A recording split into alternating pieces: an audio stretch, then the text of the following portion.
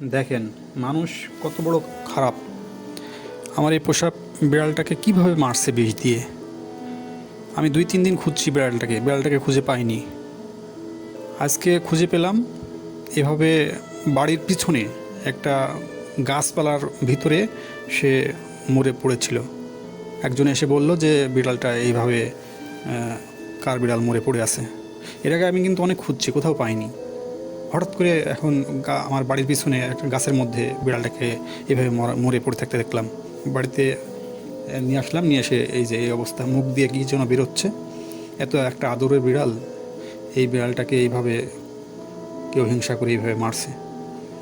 আপনাদের কাছে মানে কেমন লাগবে?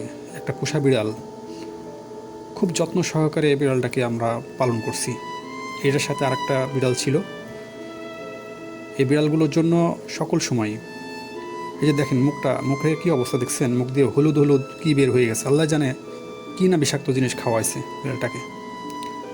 এর জন্য খাবারের কোনো অভাব ছিল না। মাছ, দুধ সকল সময় এদের জন্য রিজার্ভ করে রাখতাম। যে কাজ করছে তারও একদিন একটা বিচার হবে। মাটিতে সবাই একদিন এইভাবে মিশে যাবে।